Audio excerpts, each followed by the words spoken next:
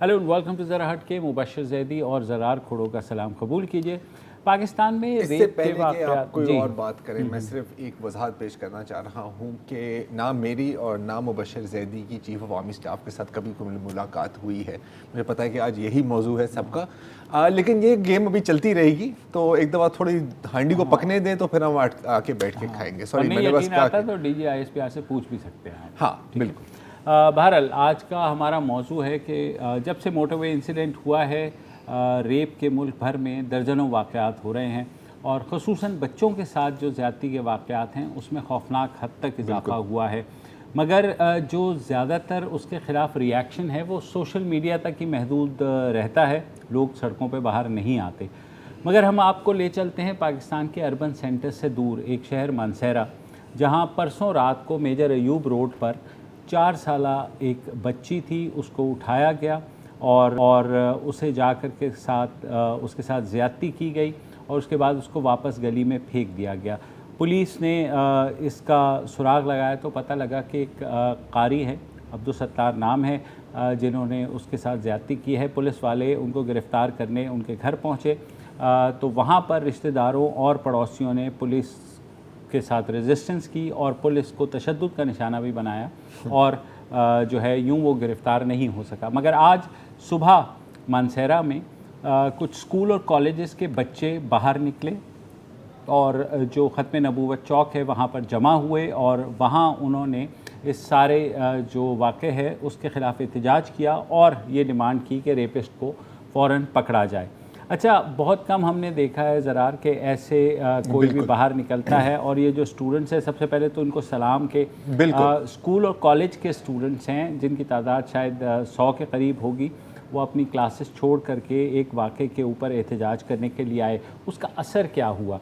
उसका असर ये हुआ कि क्योंकि उसी शहर में थे जो कारी है, उसके भाई ने ख़ुद जो है उसको हैंड ओवर किया उस प्रेशर की वजह से जो ये एहतजाज हुआ और उसके बाद ये एक बयान भी जारी किया कि अगर ये मुलव्वस है तो बिल्कुल ख़ानदान को इसमें कोई एतराज़ नहीं होगा।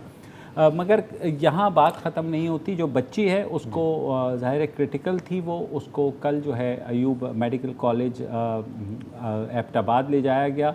वहाँ अब बताया जा रहा है कि उसकी हालत क़दरे बेहतर है, शी स्टिल क्रिटिकल। मगर ये जो दरिंदे हैं इस तरह के रेप वाक़यात के, रोज़ बरोज़ ऐसे जब वाक़यात सामने आते हैं तो ज़ाहिर है सबको एक शौक़ लगता है। मगर पुलिस का जो रवैया है इसमें वो वहाँ तक ठीक था। अच्छा, हाँ बिल्कुल।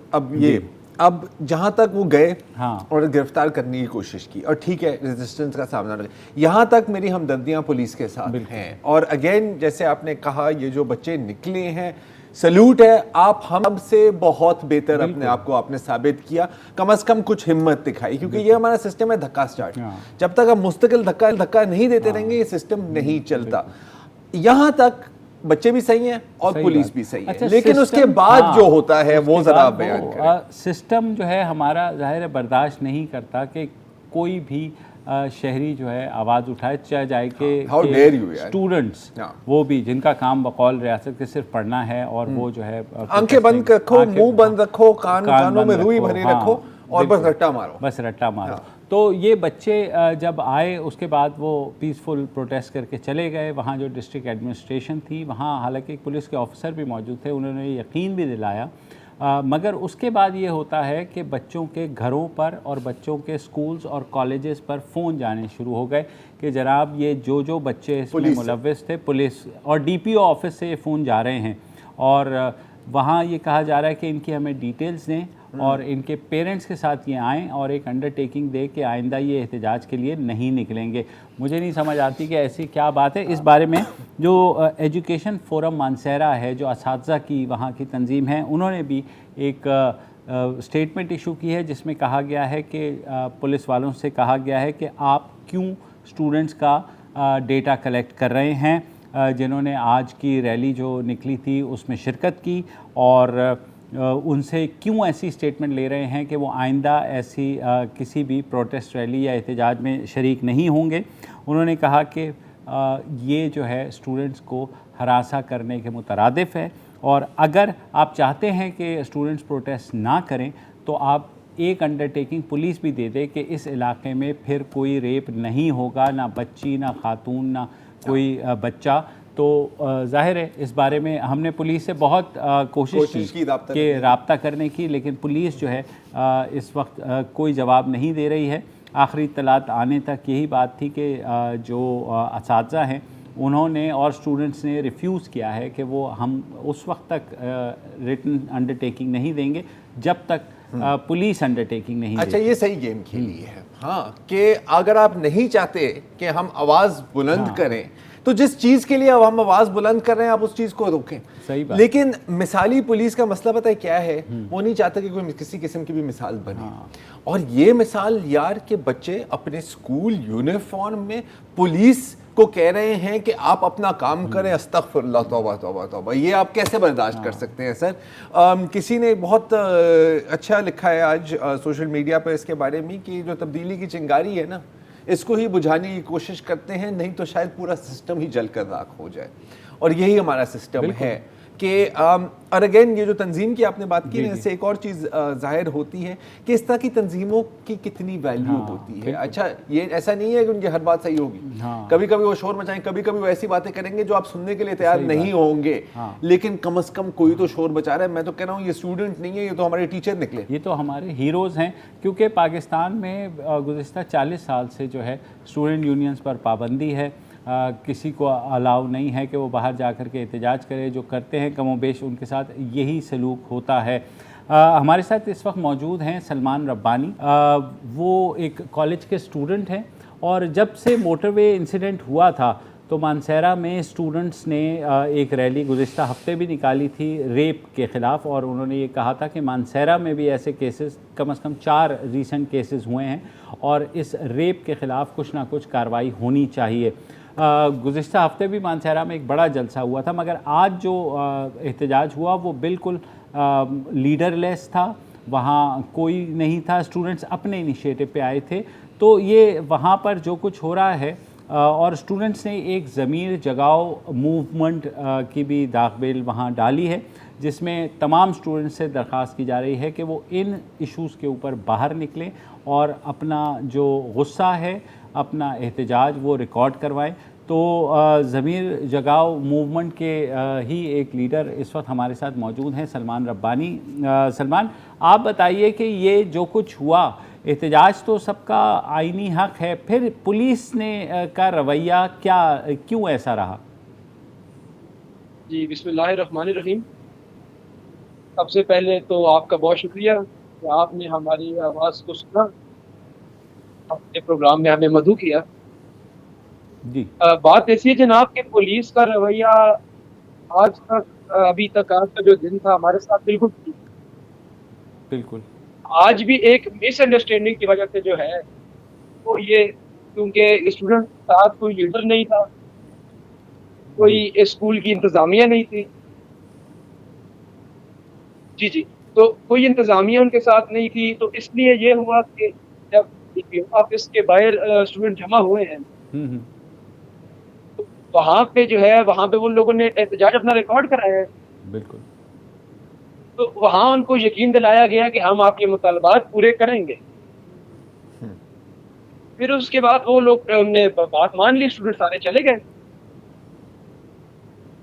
उसके बाद ये होता है जनाब कि हमें खबर मिलती है कि वहाँ के जो ये स्टूडेंट जो इन्वॉल्व थे इस प्रोटेस्ट में, उनके तस्वीरें ली गई बाकायदा और उनकी फिर तफ्तीश शुरू हुई। क्या बात है।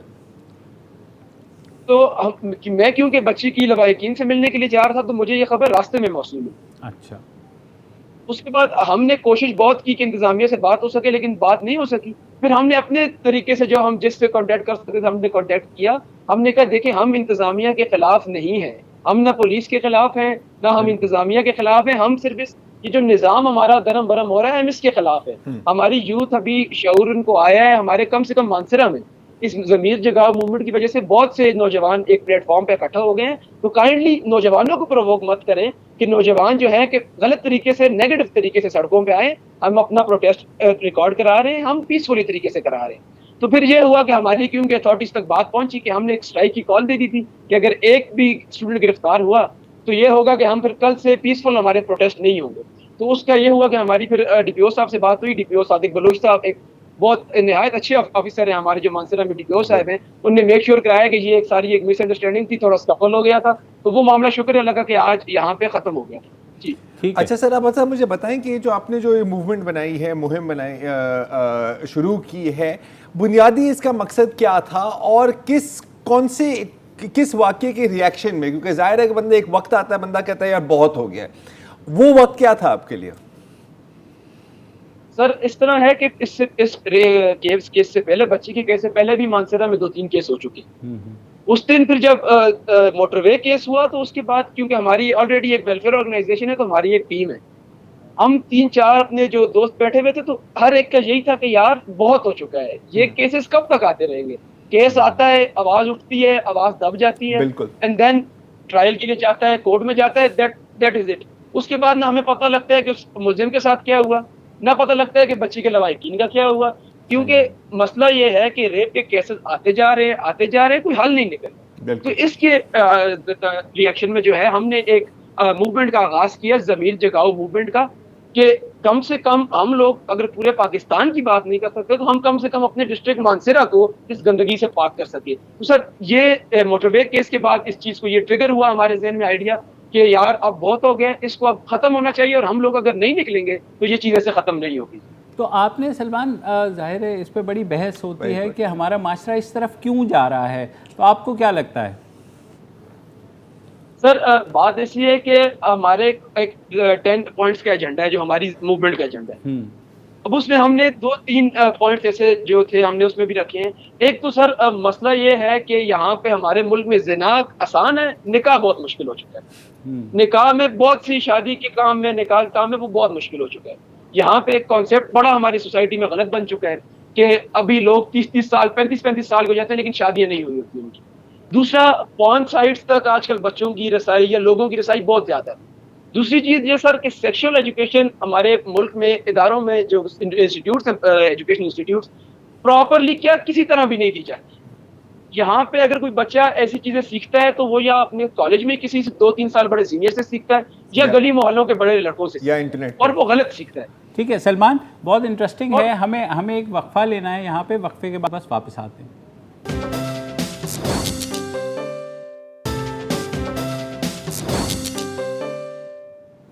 Welcome back. हम बात कर रहे हैं मानसरा में 4 साला बच्ची के साथ ज़्यादती हुई, जिसके बाद वहाँ एहतजाज हुआ स्टूडेंट्स का, और एक स्टूडेंट लीडर हमारे साथ सलमान रब्बानी मौजूद हैं, जिन्होंने इन रेप केसेस के ख़िलाफ़ जो हालिया दिनों में हुए हैं उसके ख़िलाफ़ ज़मीर जगाओ मूवमेंट शुरू की है। सलमान, ये बात तो हमने कर ली कि क्या वजूहात होती हैं, इस पे हम लोग भी प्रोग्राम में जो प्रोग्राम आफ्टर प्रोग्राम करते रहते हैं, मगर इस निज़ाम को बदलेंगे कैसे? आप क्योंकि यंग हैं, स्टूडेंट्स हैं, जोश है, आपको लगता है कि ये निज़ाम बदल सकते हैं? सर बिल्कुल निज़ाम बदल सकता है, लेकिन अगर यूथ, जिस तरह हमने अब यूथ को थोड़ा उसके अंदर शऊर बेदार किया है, मोबाइलों से निकाला हमने, व्हाट्सएप से, सोशल मीडिया से निकाल के हम हकीकी आवाज़ उठाने की तरफ उनको लेके आए। जब तक हमारी यूथ को प्रॉपर तरह ये समझने की ज़रूरत है, यूथ को भी, और यूथ के साथ हमारे जो एल्डर्स हैं, जो हमारे बड़े लोग, यही कहने वाला था। हमारा जो निज़ाम है अभी, क्योंकि उनने तो वक्त गुजार दिया है, अब आगे जो बात है वो यूथ की आ जाती है। आगे भी लीडर्स यूथ में से आने हैं, तो यूथ में जब ये शऊर बेदार होगा कि यार हम आवाज उठाएंगे तो कुछ होगा, चुप रहने से या हैशटैग चलाने से या ट्विटर पे बात करने से कुछ नहीं मिलेगा। हकीकी हम सामने आएंगे तो बात बनेगी। हैशटैग चलते हैं, 3 दिन चलते हैं, खत्म हो जाते हैं। निजाम ऐसे नहीं बदले जाते सर। बिल्कुल, बहुत खूब। तो आपके टीचर्स ने भी आपको सपोर्ट किया है खासा, आप लोगों की सपोर्ट में स्टेटमेंट्स भी आई हैं, तो टीचर्स भी आपकी सपोर्ट में हैं? सर अल्हम्दुलिल्लाह, टीचर्स भी, मानसरा के बच्चा, मानसरा का हर, अल्लाह का शुक्र है, हमें तो इस बात का वो था कि हम निकलेंगे तो हमें जो है डिग्रेड किया जाएगा, हमें बोला जाएगा ये क्या कर रहे हो। मगर अल्हम्दुलिल्लाह सुम्मा अल्हम्दुलिल्लाह, इस दफा एक तो ये हुआ है कि मीडिया की तरफ से जो चीज देखने में आई है कि रेप केसेस में विक्टिम ब्लेमिंग बहुत कम हो चुकी है इस दफा, इन 2 केसेस में जो मैं बात कर रहा हूँ। और ये था कि विक्टिम का, बच्ची का अभी तक हमने नाम सामने नहीं आने दिया, फैमिली को सामने नहीं आने दिया, उनके इंटरव्यू सामने नहीं आने दी। हमारा जो एक मेन प्रॉब्लम ये भी था जी कि विक्टिम ब्लेमिंग बहुत ज्यादा हो गई थी, बजाय मुलजिम के विक्टिम पे बातें डाली जा रही थी। तो इस दफा ये बहुत अच्छी बात हुई है कि एक तो यूथ में मानसरा की यूथ की मैं बात करूं तो अल्हम्दुलिल्लाह मैं पिछले 3 दिन से मैसेजेस के जवाब दे के थक गया हूं कि लोग कह रहे हैं सर आप कॉल दें, हम पहुंचेंगे जैसे भी हो। केपीके के आउटसाइड से भी लोग जो है हमें कांटेक्ट कर रहे हैं कि सर आप कॉल दें, इंशाल्लाह हम आपके पास पहुंचेंगे, हर तरह का ताउन करने के लिए तैयार हैं। बहुत बहुत शुक्रिया सलमान, और आपको थोड़ा सा दिल खुश हुआ है। सही बात, अब मुझे पता है कि उम्मीद कम से कम हॉरिबल वजह से हुआ है, ठीक है, लेकिन अब देखिए अगेन पिछले पूरे हफ्ते इस पर शोज किए हैं, कल भी ये बात हो रही थी कि 2 घंटे के अंदर 35 स्टोरियां देखी हैं। कब तक आप गुस्सा करते रहोगे? उनके कहने का इन्होंने कहा था कि 3 दिन हैशटैग चलता है, 3 घंटे चलता है, ठीक है, उसको आप एक्शन में ट्रांसलेट कैसे करें? शोर मचाएं, क्योंकि जैसे मैंने कहा ये आपका निजाम धक्का स्टार्ट है, और कभी कभी तो ऐसा लगता है कि आप काराकोरम हाईवे पे एक बस को धक्का दे रहे हैं। मैं तो कह रहा हूं बुलडोजर को धक्का दे रहे हैं कि आप पूरी अपनी ताकत लगाते रहते हो और शायद 1 इंच आगे वो बढ़ता है, लेकिन बढ़ता है। अगेन जहां तक हम इसमें क्या किरदार, हमारा क्या इसमें किरदार है कि कम से कम इन चीज़ों पर आप बात करें, आप बार बार इनको फॉलो करें, आप पूछें पुलिस से, आप पूछें लॉयर से, आप पूछें हुकूमत से, जो कि कोशिश की है कि इसका आपने आपका इसको कहाँ ले जाएंगे, इस केस का क्या बना। अच्छा, मोटरवे की रेप केस की हम बात करें तो यार 2 हफ्ते हो गए हैं। हाँ, हालांकि मतलब इतना शोर मचा है, वो बंदा अभी तक फरार है, ठीक है, वो पकड़ा जाएगा। इस दौरान अगेन कोई 35 से 45 केसेस मैंने देखे। मैं आपको 1-2 में सिर्फ मेंशन करना चाह रहा हूँ। आज ही मैं पढ़ा था कि साउथ कैंटोनमेंट पुलिस जो है लाहौर की, एक सौतेले बाप अपनी बेटी को रेप कर रहा था, उसको गिरफ्तार किया गया। एक केस ये है। अभी कल कराची में 3 लोग गिरफ्तार हुए हैं बोट बेसिन के इलाके से। एक 15 साल के लड़के को नौकरी के चक्कर में उन लोगों ने बुलाया, 3 दिन तक उसका गैंग रेप हुआ, 15 साल का बच्चा। उससे 2 दिन पहले FIA ने कराची में 4 लोगों को पकड़ा है जिन्होंने एक क्रिमिनल चाइल्ड पोर्नोग्राफी रिंग बनाई हुई थी। और आप उनकी तरीका वारदात देखो कि उन्होंने वेबसाइट्स बनाई हुई थी, अपनी मोबाइल एप्लीकेशन बनाई हुई थी, उसमें जो एड्स आते थे जब बच्चे उस पर क्लिक करते थे तो उनको एक जॉब ऑफर आती थी। जब वो जाते थे तो उनको गन पॉइंट पर रेप करके उनकी वीडियोस बना के फिर मजीद ब्लैकमेल करते थे और पता नहीं कहाँ ये बेचते थे। अच्छा, ये तो हो गई कराची की बात। क्वेटा में भी अगेन ये 3 दिन पहले पुरानी कहानी है। FIA ने एक चाइल्ड पोर्नोग्राफर को पकड़ा है और वहां पर पता नहीं, मेरे ख्याल को 5-6 लोगों को पकड़ा है, जिसमें उसने एक माइनर लड़की के साथ रेप किया, उसकी वीडियो बनाई, वो बेच भी रहा था और फिर पेरेंट्स को ब्लैकमेल कर रहा था। इससे आपको क्या याद आता है? मुझे याद आता है कसूर के हुसैन खान वाली स्टोरी। वही पैटर्न है, वो बार बार रिपीट होता है। सरगोदा में जो इंसिडेंट हुआ था, सरगोदा में जो इंसिडेंट हुआ है, मरवा का जो इंसिडेंट हुआ था, ये तो मोटरवे अटैक से पहले है, मैं सिर्फ उसकी बात कर रहा हूँ। 9 सितंबर को हुआ था ना मोटरवे रेप केस। 10 सितंबर को तहसील तौंसा शरीफ डेरिया गाजी खान में एक घर के अंदर एक औरत को रेप किया गया। अब आपके CCPO साहब कहाँ हैं? हाँ, क्या घर में भी ना रहे? ठीक है। 12 सितंबर को एक 4 साल की लड़की टंडियावाला में गई मिठाई खरीदने, चीखों की आवाज़ आई तो एक बैठक में कोई उसका रेप करने की कोशिश कर रहा था। उसके 2 दिन बाद 20 साल की लड़की को अपने दोस्त के भाई रेप करते हैं बहावलपुर में। उसके 2 दिन बाद मानसेरा में अगेन यही जो स्टोरी आज की हम बात कर रहे हैं। तो ये चलता रहा है। आज़ाद जम्मू एंड कश्मीर, 2 कज़न्स जिन्होंने उनकी बरादरी में एक ऑर्फन लड़की थी, यतीम, अलग अलग उसको रेप किया, उसके भी वीडियोस बनाए। एक और वाकया, अब 2 ऐसे वाकयात हैं जहाँ डिसेबल्ड लड़कियों के साथ भी ज्यादती हुई है। तो ये है आपकी जेन्युइन और एक्चुअल इश्यूज। 1 दिन या 2 दिन के गुस्से से ये नहीं हल होने वाले, और ये बड़ा मुश्किल काम है कि आप अपने गुस्से को भी बुलंद रखें, क्योंकि बंदा थक जाता है, सब थक जाते हैं। लेकिन अगेन यही है, कोर्ट्स पहुंच जाओ, इनके साथ स्टैंड करो, जो इनको सपोर्ट कर रहे हैं उनके साथ स्टैंड करें। मुझे बड़ी खुशी हुई इनकी बातें सुन के कि फाइनली एक लेवल आना चाहिए सबके लिए जब आप कहें कि बस बहुत नहीं हो, बहुत हो गया। मैं ख्याल अब बहुत हो गया। सही बात। चलिए एक वक्फा ले लेते हैं, बाद वापस आते हैं।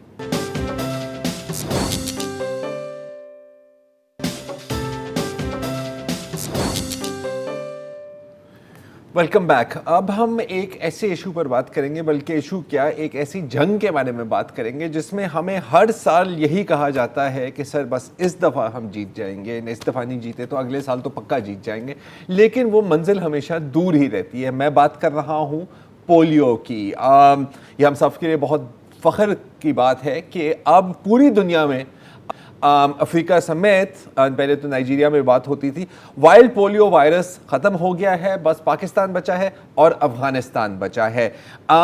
पिछले साल 2019 की अगर मैं बात करूं तो टोटल 147 केसेस थे पोलियो के। आज हम हैं 2020 में, 22 सितंबर है आज शायद, और अब तक कितने केसेस हुए हैं? 22 केसेस सिंध में, 22 केसेस खैबर पख्तूनख्वा में, 9 केस पंजाब में और 20 केस बलूचिस्तान में, making a total of 73 cases. और अभी तो 3 महीने साल में बाकी भी हैं। लेकिन अब एक बार फिर कुछ बयानात आ रहे हैं कि सर आप फिक्र ना करें, 2021 में ना पक्की बात है, वादा करता हूं पोलियो ख़त्म हो जाएगा। लेकिन हर साल अगेन हम यही सुनते हैं। ऐसा क्यों है? हम ऐसे कभी हम इस मंजिल तक क्यों नहीं पहुंच सकते, चाहे हम भी कोशिशें करें? आज हमें ज्वाइन कर रहे हैं डॉक्टर गौहर रहमान साहब, president of Pakistan paediatrics association. तो डॉक्टर साहब, मुझे पता है कोई आसान जवाब नहीं है इस सवाल का, लेकिन फिर भी आपसे यही पूछूंगा, हम कहाँ पीछे रह जाते हैं पोलियो में? जी मुबशर साहब, आपने बड़ा ठीक फरमाया, और आपकी जो ये क्वेरीज हैं वो हमारी सबकी जहनों में ये एक सवाल है जिसका जवाब कदरे आसान नहीं है। अगर हम इसकी हिस्ट्री देखें, पोलियो ने कम बैक किया 2018 में। जी 2014 में 300 केसेस थे, जबकि हम बिल्कुल आ गए थे on the verge of eradication in 2018, जहाँ पे हम सिर्फ 12 केसेस रह गए थे। वहाँ से जो पॉलिटिकल टर्माइल चला, change of government, change of administration, bureaucratic changes and all this, and this is on the record of the polio programme, वहाँ से ये फिर पोलियो ने बड़ा सिवियरली कम बैक किया। एक तो ये फैक्टर था। दूसरा फैक्टर, बदकिस्मती से हमारी जो जियो पोलिटिकल सिचुएशन है वो ये उस वक्त की बात है जहाँ पे not only political instability but the overall community turmoil, दहशत गर्दी जिसको आप कहें या आप जो भी कहें। Number 3, IDPs on the move, population on the move. Number 4, हम सब जानते हैं कि पाकिस्तान और अफगानिस्तान के दरमियान जो मूवमेंट ऑफ पीपल है वो दैट इज वो उसको स्टॉप नहीं कर सकते। जब तक वो स्टॉप नहीं, मूवमेंट होती रहेगी। आप हैरान होंगे, जो सिंध में जो केसेस पाए जाते हैं वो के ओरिजिन कहीं और अफगानिस्तान से निकल आती है। तो जब तक वो ये सब चीज़ें ना हो, ये मैं गवर्नमेंट या किसी ऑपरेशनल एजेंसी या हमारी जो पोलियो प्रोग्राम है उसको हम सिर्फ ब्लेम नहीं कर सकते। इसमें बहुत सारे फैक्टर्स हैं। जो बहुत इम्पोर्टेंट फैक्टर उसके बाद है वो जो हमारा आया, that is the vaccine disinformation और vaccine hesitancy, vaccine refusal by the community. वो एक बहुत बड़ा चैलेंज आया for the operation forces and for the emergency people who were on the field, जो काम कर रहे थे सारे, उनके लिए बहुत बड़ा चैलेंज था। बहुत से हमारे कीमती डॉक्टर्स, हमारे फ्रंट लाइन वर्कर्स शहीद हुए इन दिस फाइट। और फिर ये जो वैक्सीन रिफ्यूज़ल जब आई तो उसको हमने मैं कहता हूँ कि हमने उसको 50-50 हैंडल किया। उसको जिस तरीके से हैंडल करना चाहिए था और जिस तरह हमने अपनी स्ट्रेटजी चेंज करनी चाहिए थी उस वक्त नहीं हो सकी। हम एक्सपर्ट्स हैं, हम तो हुकूमत नहीं है, हम तो प्रोफेसर्स, एकेडमिक लोग हैं, हम तो राय दे सकते हैं, हम तो गाइडलाइंस दे सकते हैं। हमने हुकूमत को उसी वक्त बताया कि आप ये जो स्ट्रेटजी जो है ना, कम्युनिकेशन स्ट्रेटजी, आप चेंज करें, आप कम्युनिटी को इन्वॉल्व करें, आप फोर्स ना अप्लाई करें। वही हुआ कि जब फोर्स अप्लाई हो गया, हमारे केपी में आपको पता चलेगा कि हमारे डिप्टी कमिश्नर साहिबान निकल आए थे, हमारी पुलिस फोर्स अब भी we are proud of them, they are helping us a great security. लेकिन ये कहते हुए भी हम फख्र महसूस करते हैं कि हमने सब कुछ नहीं खोया। हमारी पोलियो प्रोग्राम, हमारी नेशनल पोलियो प्रोग्राम और हमारे प्रोविंशियल पोलियो प्रोग्राम ने कभी हिम्मत नहीं हारी, और दे आर वेरी मच, और गवर्नमेंट ने भी काफ़ी चेंजेस की। जो गलतियाँ उनसे हुई थी लीडरशिप में और इमरजेंसी ऑपरेशन प्रोग्राम में गलतियाँ हुई थी, उनको मेरे ख्याल में काफ़ी हद तक दूर कर दिया गया है। डॉक्टर साहब सॉरी मैं आपकी काट रहा हूँ, यहाँ पर मैं छोटा सा वक्फा लेना है और वापस आके हम आपसे यही पूछेंगे कि अब आगे बढ़ने का रास्ता क्या है।